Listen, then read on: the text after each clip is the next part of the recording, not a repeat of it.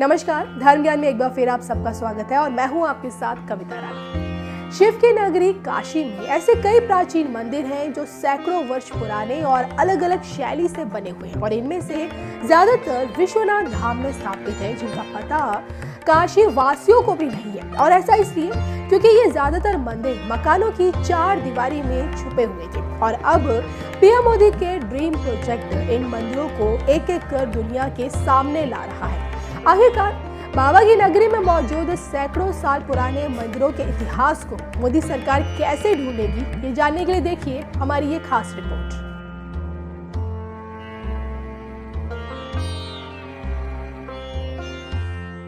प्राचीन हिंदू मंदिरों का शहर बनारस, जहां माना जाता है कि देवों के देव महादेव खुद विराजते हैं और ऐसे में महादेव के इस दरबार में सभी देवी देवताओं ने भी अपनी हाजिरी लगाने के लिए अपना जगह जगह स्थान चुना और इंसानों द्वारा बनवाए गए मंदिरों में स्थापित है, फिर चाहे वो दक्षिण शैली में हो या फिर देश के किसी अन्य शैली में बने हो। अब हर देवी देवताओं के मंदिर घाट किनारे विश्वनाथ मंदिर परिसर में स्थापित है, लेकिन समय के साथ साथ इन मंदिरों को वहां रहने वाले लोगों ने अपने घरों में तब्दील कर दिया और जिसके चलते काशी की आने वाली पीढ़ी इस बात से अनजान रह गई कि उनके शहर में मौजूद मंदिर आखिरकार कितने साल पुराने हैं और उनके पीछे का इतिहास क्या कहता है। ये काशी खंड है, एक पुस्तक है, बहुत प्रसिद्ध पुस्तक है पौराणिक काशी खंड। और काशी खंड में काशी के पौराणिक मंदिरों की पूरी गाथा लिखी हुई है। जितने मंदिर हैं, जितने देवस्थल हैं, जितने देव स्वरूप हैं, जितने विग्रह हैं, सबका नाम लिखा हुआ है। और जो काशी विश्वनाथ का क्षेत्र है उसे काशी राज क्षेत्र कहते हैं। वहाँ बाबा विश्वनाथ जो हैं उसके राजा हैं और राजा के दरबार में बहुत से दरबारी होते हैं। तो जो काशी के विश्वनाथ के इर्द गिर्द जो विग्रह मिले हैं वो सारे पौराणिक विग्रह हैं जो काशी खंड में उल्लिखित है। जैसे नीलकंठेश्वर महादेव, वो काशी विश्वनाथ की मूर्ति इसके पहले का है। जैसे अवधूतेश्वर महादेव, वहाँ मंदिर है उसका।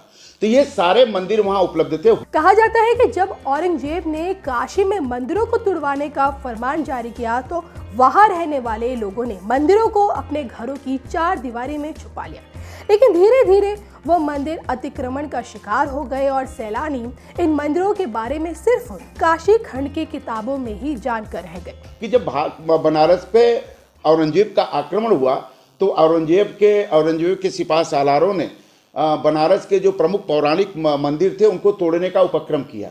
तो काशी के लोगों ने उन मंदिरों और विग्रहों को बचाने के लिए अपने घरों में समेट लिया। जब घर में रहेंगे विग्रह तो बच जाएंगे। तो बाद के दिनों में अपने घरों में रहने के कारण मंदिर की पूजा वगैरह करते रहे होंगे अपना, तो उसके वो मंदिर तभी बचे रहे और घरों के अंदर मंदिर मिले। जब कॉरिडोर का पूरा प्रारूप बना तो उसमें सारे मंदिर निकले और उनके सारे विग्रह निकले, मंदिर का विग्रह निकले। तो आप उस विग्रह को, जो लोग जिनके घरों में विग्रह निकले वो लोग भी नहीं जानते थे वो विग्रह का अर्थ क्या है, उस विग्रह की पौराणिकता क्या है।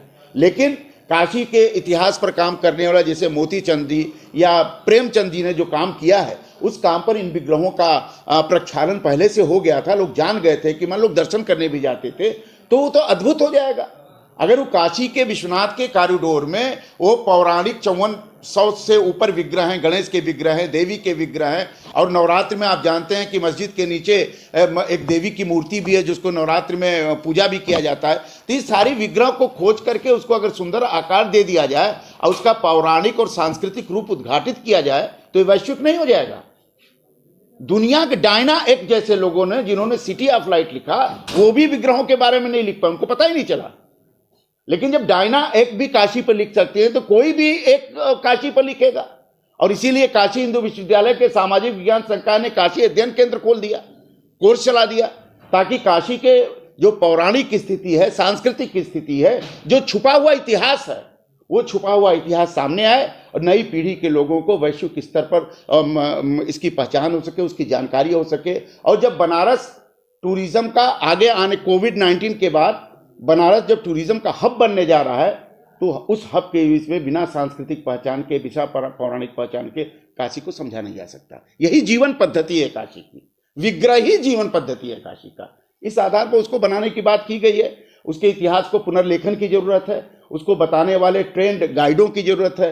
और वो ट्रेंड गाइड कैसे मिलेंगे? जब ट्रेनिंग होगी तब मिलेंगे।